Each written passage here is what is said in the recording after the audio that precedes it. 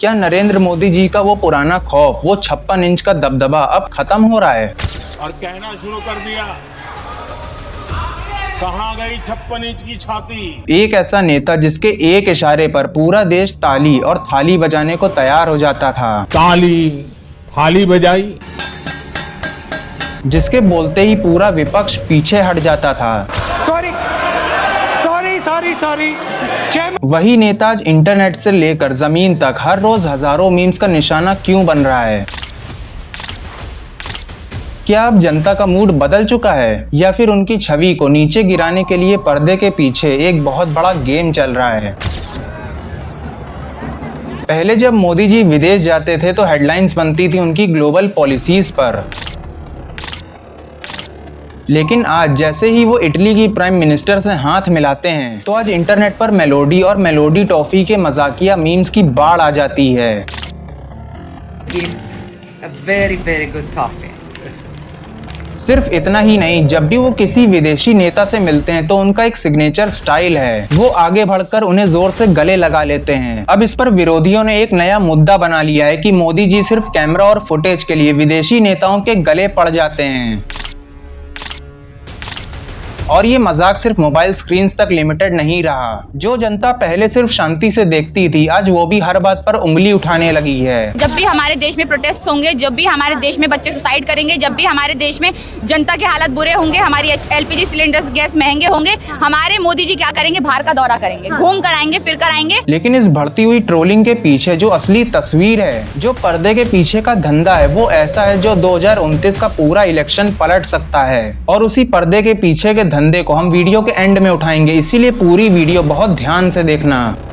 तो चलो सबसे पहले उस मुद्दे को देखते हैं जो हर रोज आपकी मोबाइल स्क्रीन्स पर रील्स के रूप में दिखता है, मोदी जी का डिप्लोमेटिक स्टाइल। आज से पहले देश के जितने भी पीएम हुए वो विदेशी नेताओं से सिर्फ एक तय प्रोटोकॉल के तहत हाथ मिलाकर कानूनी बातें करते थे। मोदी जी ने इस पुराने ढंग को तोड़कर विदेशी नेताओं के साथ एक दोस्ती का रिश्ता बनाया है। इसी पर्सनल बॉन्डिंग का फायदा भारत को तब मिलता है जब बड़े देशों से मुश्किल के वक्त डील्स करनी होती है। लेकिन इंटरनेट के एल्गोरिदम को इन कानूनी डील से कोई मतलब नहीं होता, उसे चाहिए मजाक और हाई एंगेजमेंट। इसीलिए देश की अच्छी डिप्लोमेटिक जीत पीछे छूट जाती है और मेलोडी वाले मीम्स ट्रेंडिंग में सबसे आगे निकल जाते हैं। अब बात करते हैं जमीन की असली पॉलिटिकल स्ट्रेटेजी की। बीजेपी की पिछले कुछ सालों में सबसे बड़ी ताकत क्या रही है? ब्रांड मोदी। देश में चाहे दिल्ली का बड़ा चुनाव हो या फिर किसी छोटे से गाँव का लोकल इलेक्शन, हर जगह वोट सिर्फ और सिर्फ नरेंद्र मोदी के चेहरे पर मांगा जाता है। लेकिन राजनीति का एक बहुत बड़ा नियम है, जो आपकी सबसे बड़ी ताकत है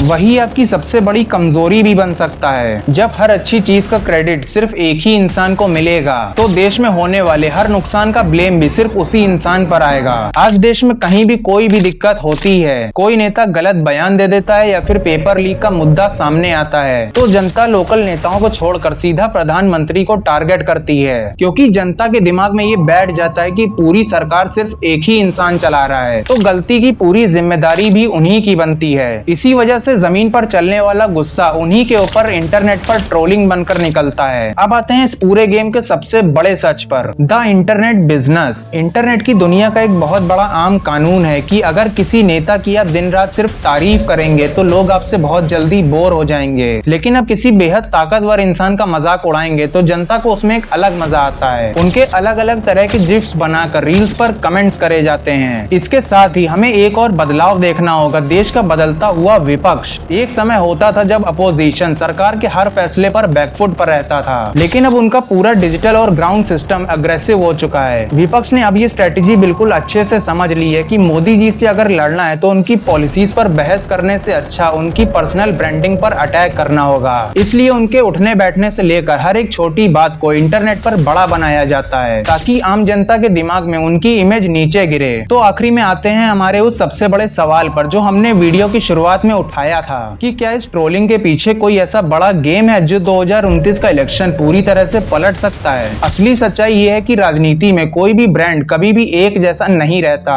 ट्रोलिंग इस बात का सबूत नहीं है कि देश से पीएम मोदी का असर खत्म हो गया है, बल्कि ये इस बात का सबूत है कि भारत की राजनीति अब एक नए दौर में एंटर कर चुकी है, जहां जनता पहले से ज्यादा डिजिटल हो चुकी है, सवाल पूछ रही है और खुलकर अपना नजरिया रख रही है। दुनिया के हर बड़े प्रेसिडेंट या पीएम का मजाक इसी तरह से उड़ाया जाता है, जो ये दिखाता है कि देश का लोकतंत्र अभी जिंदा है। आपको क्या लगता है, क्या मोदी जी का विदेशी नेताओं से गले मिलना देश का सम्मान बढ़ाता है या फिर ये सिर्फ एक कैमरे का खेल है? कमेंट्स में बताओ। वीडियो अगर पसंद आई हो तो एक लाइक जरूर से करके जाना, चैनल को सब्सक्राइब कर दो और भी ऐसी वीडियोस के लिए। मिलते हैं अगली वीडियो में।